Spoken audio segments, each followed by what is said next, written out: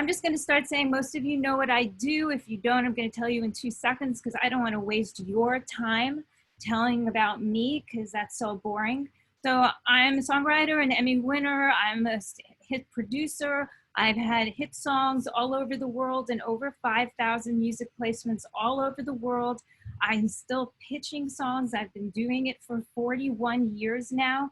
And my mission and my most favorite thing to do, besides making music, of course, is to educate other people, fellow creators, people in the music business, all about licensing, pitching, royalties, music publishing. So this panel, of course, is called Where is My Money? And we can certainly try to find our money. I find all my pennies. I make my PROs insane finding the money. They respect me, but I'm not their most welcome guest because I'm always finding the money. But we can discuss anything here. So I'd rather open the floor to Q&A rather than lecture you. You can ask me any questions. You've been on other panels. You've heard the discussions this week and other things that I do and at the Sync Summit. So let's do it. Just let's start with questions. So, whoever has a question, jump on mic, type it in the chat, and ask me, how can I help you better navigate this beautiful world that we're in and crazy world? So anybody want to ask a question? Licensing? Great, Carla, awesome. Okay, so I'm fairly new to the music business, and my husband's been in it for a very long time. I have not. And so I've been starting to track down some of these streaming revenues and running into things like Sound Exchange, Music Report, and trying to figure out, what exactly are they collecting? What is my pro collecting? What is the Orchard collecting? And I'm a little nervous about, is there any detriment for me just to go ahead and, put my catalog up there and tell all these folks to collect money?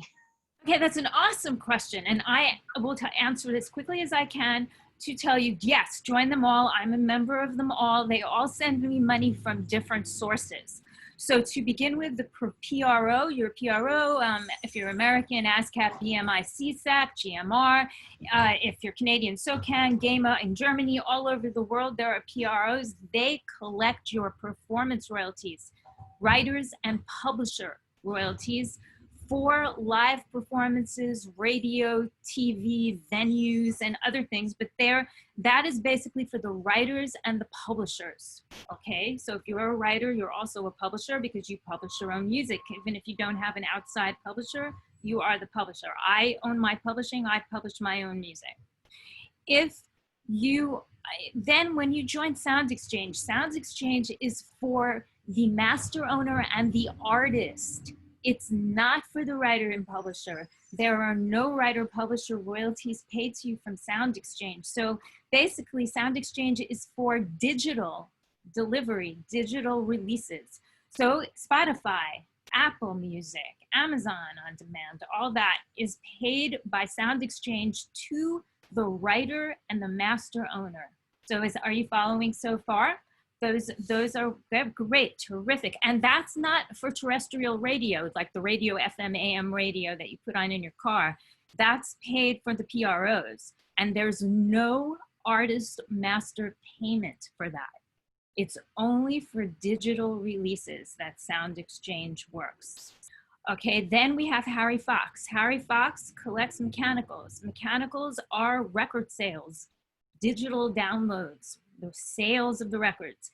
MRI, Music Reports, same thing, collect mechanicals, send to the writers and publishers, and really to the publishers, because the MRI really won't pay out to the writer, they pay out to your publishing company. Same with Harry Fox. So you all have to have a publishing company, can't just have a writer's account at a PRO. And was there another entity you were asking about? Oh, you were asking about other one. Carla. Oh, you're muted. Yeah, I think those are the ones I found so far. I said the Orchard, but just Oh yeah, so the Orchard is a distribution company. It's like CD Baby, right? Like DistroKid, all that. And so that they're collecting on your behalf. There's someone you would sign with. They would take a piece, and they would distribute your music. right. So that's different. Yeah. Okay. So, and those are the ones I know about. Who knows if I'm going to run into another one? Well, there's what are other things that pay you. Those are the main things that pay you. There are extraneous things. I get royalties from the National Music Publishers Association sometimes. I get from Harry Fox sometimes. I have music in tons of YouTube videos, not mine that I put out as an artist, but that my hit songs are in, or other things are in, and movies and TV. And I'm a member of AdRev, ADREV. AdRev collects my YouTube money. So there are different, as you go along, yeah, you might find somebody wanting to collect your money from some other purpose. In the rest of the world, not in America, there's a thing called neighboring rights. And neighboring rights is similar to Sound Exchange, and that they collect for the artist and the master owner and the musicians even who play on the tracks. So that's another source. And neighboring rights companies are an entity unto themselves. They're not a PRO. And neighboring rights is a very new kind of royalty, and that's another way. So there's like so many ways, we're making money. And of course, we're making money sync master fees and upfront fees. So even though streaming is so pathetic and we're making micro pennies, there's a lot of other avenues where we can be making money from. So I hope that was helpful. And anybody else with a question or a question on top of that, or continuing, that want to know something? Someone, you're here, you must want to know about something involved in your business. Michelle, I had a quick question. Could you talk a little bit, because I missed the panel yesterday, so I don't know if you touched upon this already, but could you talk a little bit about the upfront sync fee, and because I get a lot of questions too, where I'm still trying to answer it correctly, whereas what's the difference between, is there a master, just the upfront fee, because there's so many, I feel like a lot of people call it with different names too, but it might be the same thing. The master fee or the sync fee, and it's kind of okay, great. So they're different things. Thanks. So when you license a song to media, movies, films, games, ads, promos, trailers, that kind of thing, there's a fee up front paid called a sync master fee. The sync portion is for the composition, for the writers and the publishers of the song. The master portion is for the sound recording. So there's only one set of writers and publishers per composition, right? I write a composition, I write it with Carla, we maybe split it hopefully 50-50. We own the composition, we are our publishers, so that's our share, right? But now that composition may have 100 masters, because people cover the songs, people record them. I might own a master, Ashita, you might own a master of the same song. So that's a different portion of the license. But they're usually, the payout on a song, unless it's a cover, is usually equal. The amount that I get for the sync portion, if it's $2,000, I'm going to get $2,000 for the master portion, right? But if it's a cover, it's different, because if I write the song and it's a cover, but you do a new master sound recording, I, as the writer and publisher of that usually hit song, might get $20,000, and you as the master owner of this new cover work might only get $2,000, because they're trying to make a cheaper version of the song. Yes. So, yes. So in the case that the writer is also the owner of the master recording. No, the writer, that's what I'm saying, is not necessarily the owner of the master. Yeah, what I meant was, in the case that, in a situation that is the case, then of course the music supervisor just has to go to one person, right? Exactly. But, so what I'm trying to ask is, whose responsibility, I guess, is it the music supervisor's responsibility to ask the writer, be like, okay, this is the master that we're looking at, and who owns it? Yes. Yeah, okay. Perfect. Yes. So that's the responsibility of the music supervisor. However, usually we're telling them that first because when we're pitching the song, we're telling them it's one stop. So if it's one stop, it means they only have to come to me for the sync and the master. Exactly. Right. But if I tell them I can only, license the sync side, then they know immediately. And they also know if it's a cover, because if it's a hit song, of course, that's a new version. They already know that it's a cover, right? Usually the music supervisors listen to so much music that even something that we all might know, not even know as a known song, they'll know. So they usually know that it's a cover. And they usually are asking for a cover version too. So I hope that's helpful. Yeah. And anybody want to jump in? Got a question? No, you want me to? I have a question. Uh-huh. In your professional opinion, do you think it's like a huge advantage to us to try to always keep our masters and or songs as one stops, even if there's multiple writers, but basically act as the spokesperson or agent for those multiple writers to make it more simple for a sync agent or a music supervisor to license the song?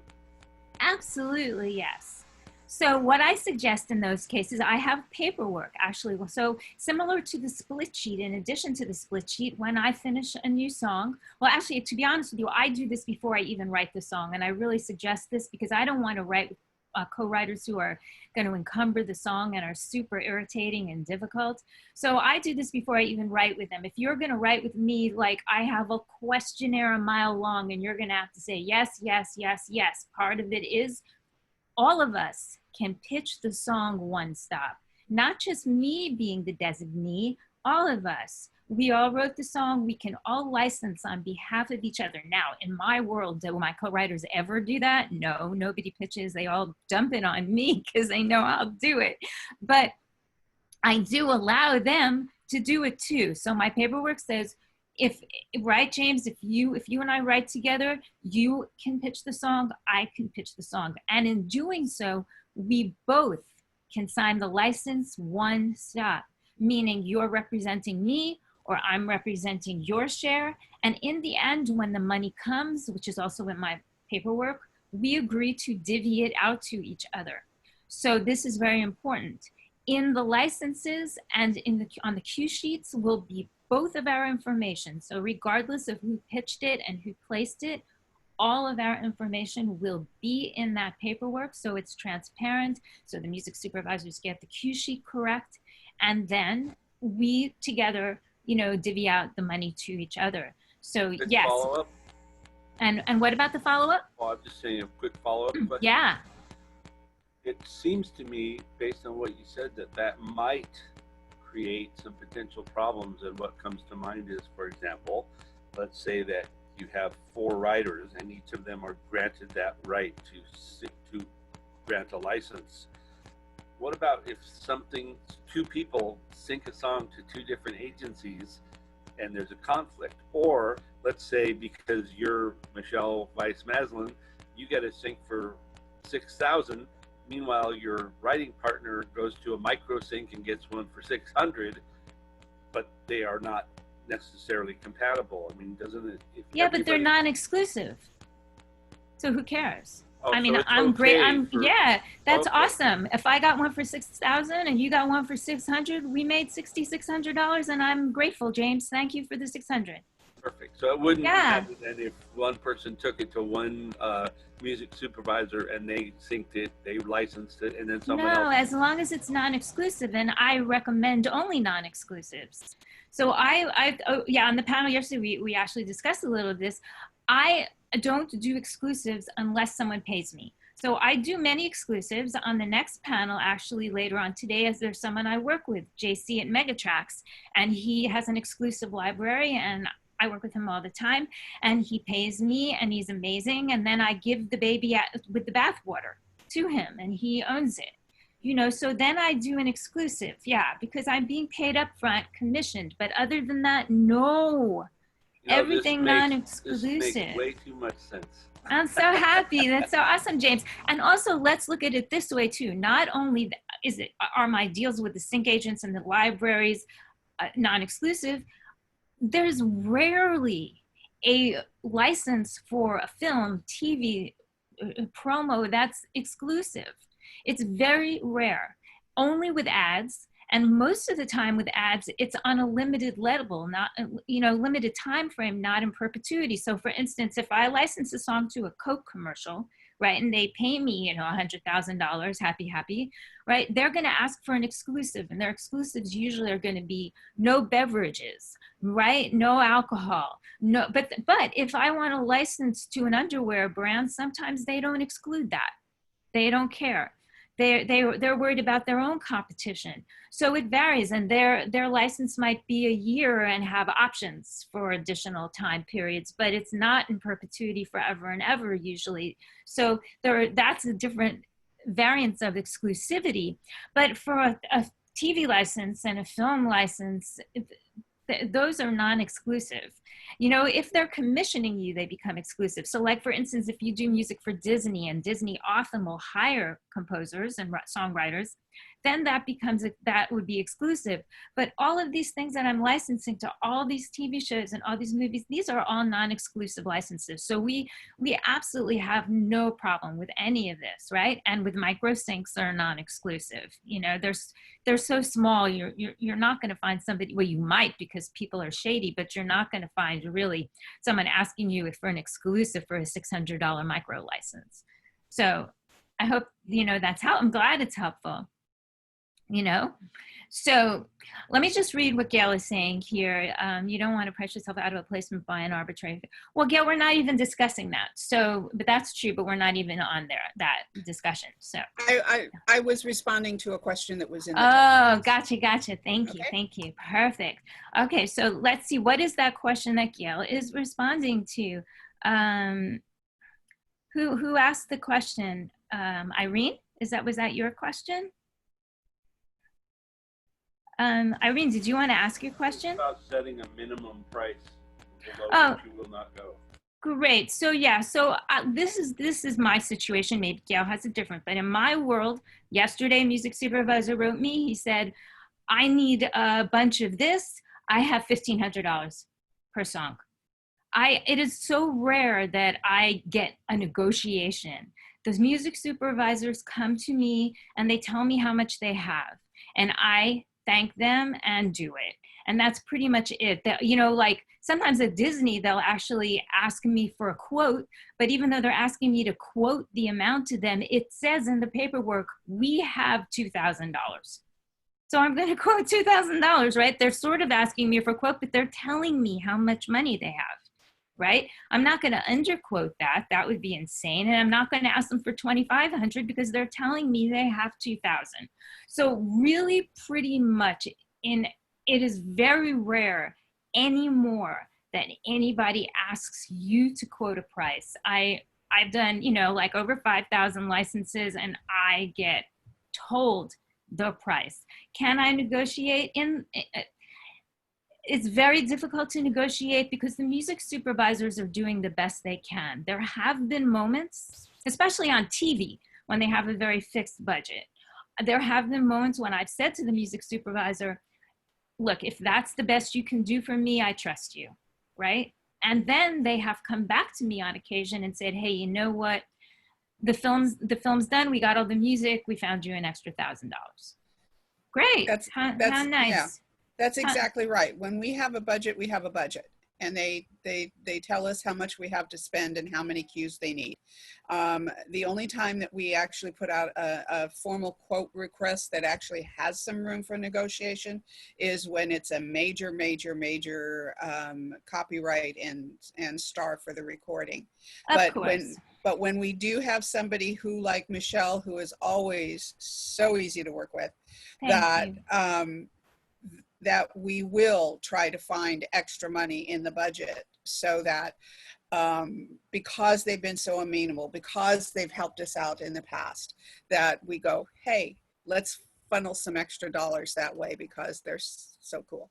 Right, anyway. exactly, Gail. Thank you. And of course, when they want to license my hit songs, you know, I'm going to command top dollar and it's going to be different. But, you know, for my original new songs, exactly, I'm going to make it easy for Gail and I'm not going to haggle with her, you know, or any music, anybody, because I'm trusting them. They're nice people. They're telling me what they have.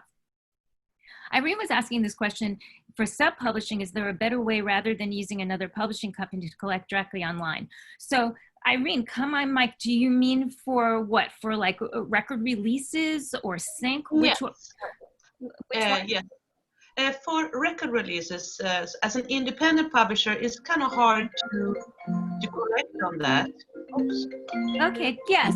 So everybody, basically that's a great question. And in terms of that, that means that if you have a release, let's say there are local artists all over the world and it's awesome. And I get cuts with them a lot and it's really lucrative. Like there'll be an artist in Germany that's local on Warner Brothers. They're on a major label, but we don't know of them here, but in Germany, they're huge. Okay, so now let's say that they release my song, right? I can collect the performance money here through my PRO, okay? Performance money, again, being radio, TV, venues, streaming, things of that nature. But I cannot collect the record sales directly. Record sales have to be collected by a sub-publisher if they're foreign and not generated in the US. So if it's a major label artist on Warner Brothers and the record comes out of the US and then is released in Germany, that's a different story. But if it's a local record, Irene's from Sweden, if it's in Sweden, if it's in Denmark, if it's in Germany, anywhere in the world, one must, Irene, have a sub-publisher. There's no other way to collect that money. If you don't have a sub-publisher, you're not going to collect that record sales money. And once you get the sub-publisher on board, and you can do it single song, Irene, you don't have to do it for your whole catalog. You can do it song by song. Once you have the sub-publisher on board, that sub-publisher is also going to collect the performance royalties. So you can't like just sign with a sub-publisher and say, hey, I only want you to collect my mechanicals, you know, my record sales. They're going to collect for the whole pie now. So you're not going to get the money direct from your PRO anymore. The sub-publisher is going to collect it all. And it really has to be done that way for two reasons. One, the sub-publishers are registering the songs with their societies, and outside of the US and Canada, collection societies are really CROs, and they collect mechanicals and performance money. We don't here in America, it's separate. But so they really are registering the song to collect on the whole pie, and then they're going to remit the money back to you, be it, you know, biannually or quarterly, however they account. They're going to take off a piece from the top. It's usually 20%. It's usually 80-20. Sometimes you can get a 75-15 on collection only, but usually they're going to take 20%, and that's fine. More than 20% is a little high, and they're going to send you the money back. So there's really no other way, Irene. Yeah, the problem is like I had a sub-publisher in Asia, but they were not really doing their job. And then when I was saying, hey, where's my money? Oh, we don't have an agreement anymore. That was, you know, so as an independent publisher, you're a little vulnerable to all this, you know. So Of course. Yeah. So I had a sub-publisher and everything. I thought this was really cool, but they were not really upfront with their business. So that's an issue, I think, that you come across as an independent publisher. You come across that no matter what. And that's just it's a wonderful thing you learned that.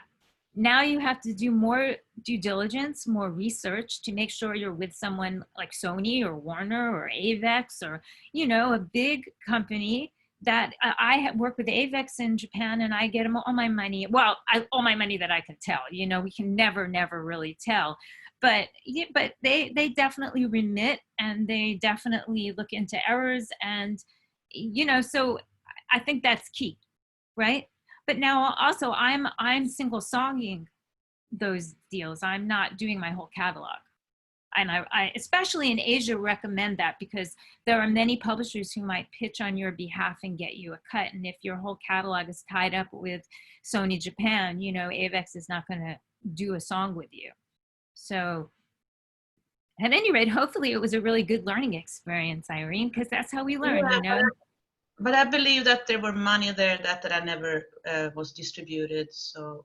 But that's totally possible. But now, why don't you look for a new publisher in Japan and see on those songs that you think you're missing money from if they cannot help you and collect the money? Because sometimes they can.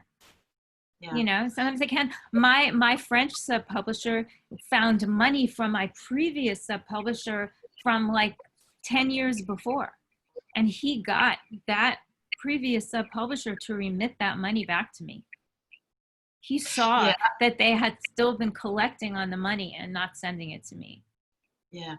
What I was thinking also, that I found that sub-publishers a little old way of collecting money. I just was, you know, if everything is streamlined online, you can see what's going on. There must be something more out there for us. Well, the only way you can collect direct is if you have if you're assigned to a collective rights organization in another country. And the only way you can do that, like you could do it in Sweden, right? You could have a permanent address and a bank account in Sweden. But if you're here and you don't live in Japan and don't have a Japanese bank account, that's not possible. So you really can't do it, and it might be an antiquated system. Maybe somebody like you or somebody else wants to develop something else, but at the moment, that is the situation. That is the way that to collect the mechanicals on those releases. I mean, you can sign with the DSPs, of course. You could sign with CD Baby and have them collect worldwide and have them collect your mechanicals, but that's a different situation because those are usually your own original songs, as opposed to, say, the artist like in Asia. Like I had a big hit recently with this group TVXQ, right? And they're on AVEX. I mean, the AVEX has to collect that, or somebody has to collect that money. I can't collect that through a DSP. I didn't release it through the DSPs. The major label in Japan released it. So that's a different story. So it's kind of difficult. So let's see, let's move on to another question because we have so much little time. And Irene, you know, we're friends. You can always have me help you. So I see, and I'm not good in the chat. I kind of hope that people will just jump on the mic, but I'm searching on the chat here. A quick suggestion, sorry, because I know people are commenting too in the chat. If you have a question, could you write question before you type it in thank you, Shishita. So or just jump on the mic, you know, just jump on. We're not very big amount here. But Chuck said, should I be concerned, worried if pitching songs for sync that were co-written with people I've never met face to face? I don't want a clearance issue hurting my reputation. Okay, so we were sort of discussing that with James, Chuck, and basically you want a split sheet. So you're gonna have a split sheet before you even write the song. You're going to me, I do it even beforehand. I only write in equal splits. If I'm going to write with you, I'm going to have a split sheet. There's going to be two of us. We're going to fill out our PRO information, our social security information, our addresses, our phone numbers, and all of that yummy stuff. And we're going to put splits on it. And then my other piece of paper that says that we can both pitch the songs, just like I was discussing with James. I don't know if you were here. And it's going to say that we can both pitch the songs one stop, all in, pre-cleared, on behalf of each other, and make sure that all our information is in the paperwork and all of that. So you don't have to be concerned if you get it all signed up front. You don't want to wait until after the song is written and then have some yucky co-writer go, well, I wrote more words than you did, and I wrote more lyrics, you know, more music than you did, and I this and I that. You want to take care of all of that up front, and if the person is shady, then you don't want to write with them. Does that help? Chuck, do you want to say anything, or are you here? Maybe, I don't know. So anyway, I hope that helps for that. And let's see. Can I ask a question? Yeah, please. Sorry, I didn't put question on there. So is it, you were talking about a cue sheet earlier and a split sheet. Is a split sheet the same as a cue sheet? No. Okay. So a split sheet is what the writers and publishers, because you're a publisher. If you're a writer, you're a publisher, right? You own your own publishing. Yes. That's what you're going to sign before you write the song. Some people wait till after they write the song, but again, I don't advise it. I do have a friend who I will not write with anymore because she actually does count words, okay, and decides she wrote 80% and you only wrote 20%.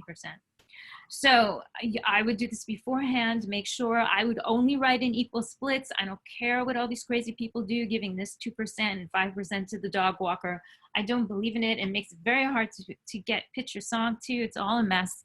Just agree with the person up front. There's a sheet you can find you can do this. I have one. Why don't you just send me an email, and anybody can. I'm very accessible, and if you want something like a split sheet, just write me and I'll send you the split sheet and you can have a copy. And so that's all you need to do. The cue sheet is the list of songs that are in a production. So after this, so they list it for a film, for a TV show, they for promos, for ads, they list the music cues that are in the show. So that's how you get paid. Those get submitted to the PROs, and that's how they pay you. So they're like totally different, completely different entities. That makes, I'm sorry, I just thought you had used them. Maybe I just misunderstood you, and I was like, wait a minute, I thought they were, okay, so I am right. Okay, thank you. Yes, you are right. Excellent, excellent. Okay.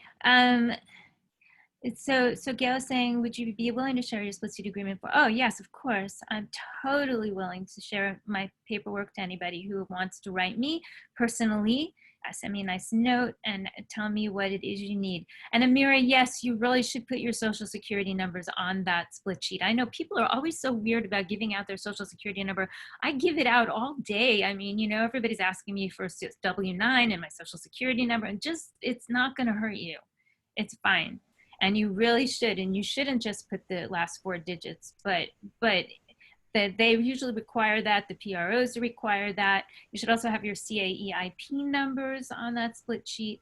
But you know, you can just send me mine. And again, if you guys don't want to put your social security number, don't, but it is standard. And there are times you're going to be asked for it. So anytime I do any kind of foreign kind of licenses, they're asking me for it, and I'm just always getting asked for it. So may I ask a question, Michelle? So I hope this is not inappropriate for this particular panel. But one issue I find causes a lot of confusion and even some concern is the issue of retitling. And I know that you're a proponent of it. So could you explain it and why, you know, the good and the bad? Yeah, okay, so I'm a huge proponent. And yesterday, of course, Gail went, and we don't want to do that again, but yesterday Gail went into a whole of these legal reasons why we shouldn't do that. And if you watch, when we get the replays, you can watch that in yesterday's panel. But I retitle. I don't care if people say it's not illegal. I own the music. I can do it. I do it because I work with many sync agents, non-exclusive libraries, and they sometimes take a piece of the publishing on the back end. Some of them don't retitle. Some of them retitle, like if I have a song called I Love You Always, I might change it to Always Loving You. You know, I might change the whole title. Sometimes they change the title. Sometimes they just have a prefix, like my friend Renat, who owns Pink Shark Music. All her music, she registers with the PRO's PSM. PSM, I Love You Always. So she's not changing my title, but she's prefixing it with a PSM. Some people suffix with something. That way they can register that title and receive some royalties. And that way I am not registering the copyright with them. I'm not giving them the real title, the real name of the song. And that way I am able to collect additional information. I mean, additional income, let them collect what they want. It's much less messy. I have a wonderful sync agent who I've offered to do this with because he's gonna want me every time to commission him. And that's a pain in the neck. Like to wait till I get my royalty statement, show him what I got, having to send him his 30%. I'm just like, hey, just retitle it. For me, it's better. Some people think it's horrible and heinous and all this kind of stuff. I've been doing it for 40 years. It has not affected me. I was on the music team of Guiding Light, the big soap, for 18 years. All the songs were retitled. I have placed and pitched those songs under their real titles many times, and they just took it for the show. And So for me, that's what retitling is. It's just to allow the publisher or the sync agent or the music library to get their piece if they're taking some. Most sync agents do not take back end. Most sync agents are just working on an upfront commission, so a piece of the sync master fee. But most music libraries, non-exclusive music libraries, most take some of the publishing. And why? Because they're getting really small fees up front also. So like if I license a song to CBS comes to me for Blue Bloods and they license a song, they might pay me, you know, a bunch of thousands of dollars. But if they're going to a music library and they're going to license a song, they might be paying like $700 to the library. So the libraries are actually are receiving less smaller fees up front, because that's their whole point. The point of the music library is to get less expensive music for the productions. So because of that, they usually take some back end. Now, some people can say, well, I don't want to give my back end. I'm like, Barry laughs at me because I always say, I'm a song whore. I don't care. Just use it. Just pay me, use it, send me some royalties, right? Then I get my royalty statement. Happy, happy, happy me, right? They place these songs. So that's how I see it. I own it. In terms of selling my catalog, people ask me to buy my catalog all the time, but I don't want to sell it because I love playing publishing. But if I were to sell it, I would just tell them, hey, this is a retitle. They're going to see it in my PRO account anyway. I'm just going to say, so you're going to get the writer's share on this, but you're not going to get the publisher share. And they're going to be fine because they don't care, because they want to have the song and they just want the income. They're usually not going to be exploiting the catalog anyway.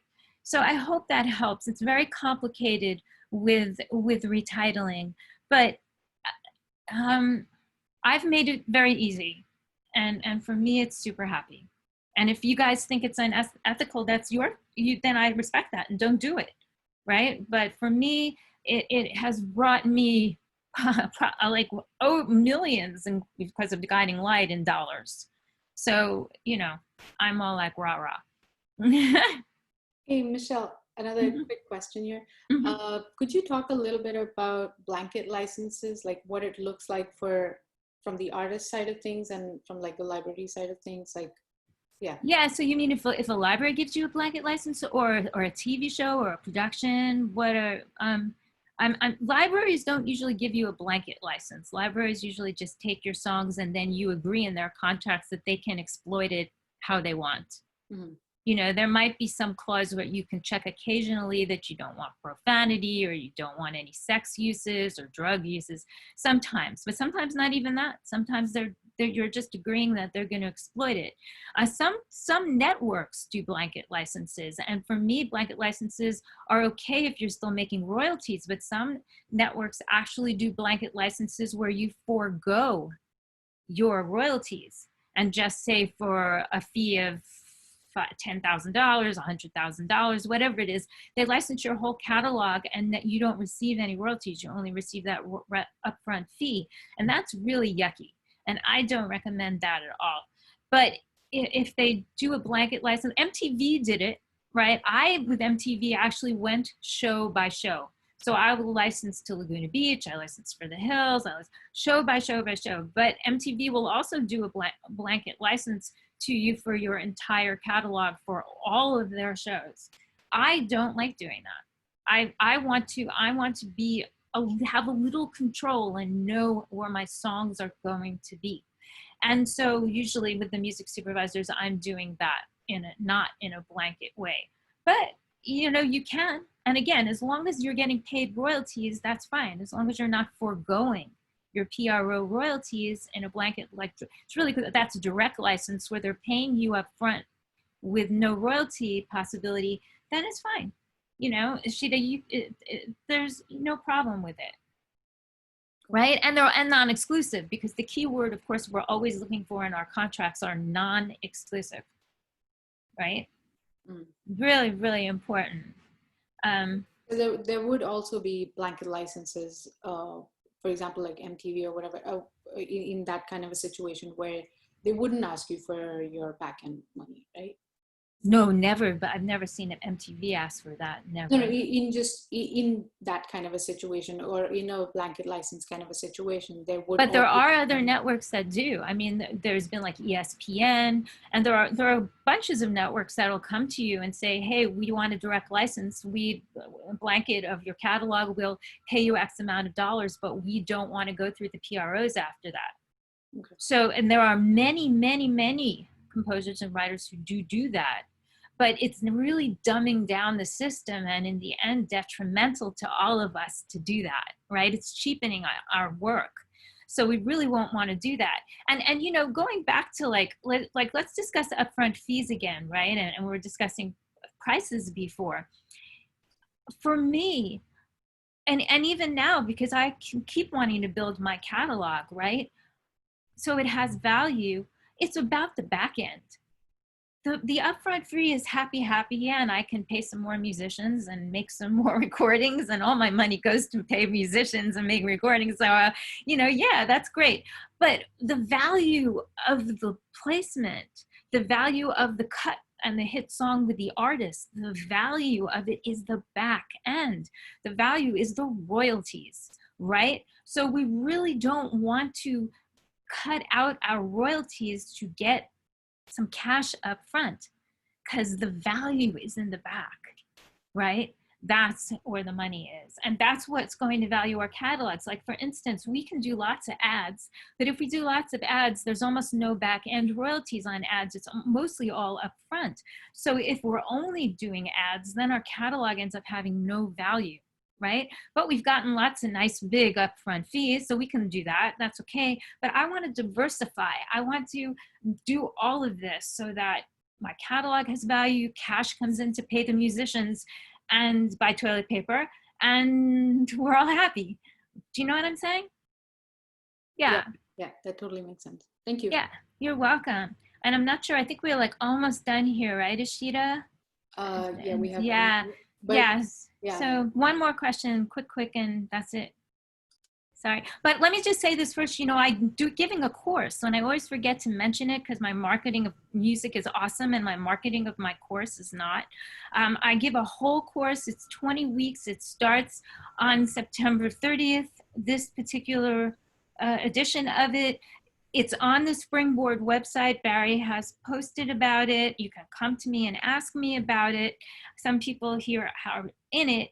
And I teach all of this, but in 20 weeks, because what we're doing here in 45 minutes is not optimum.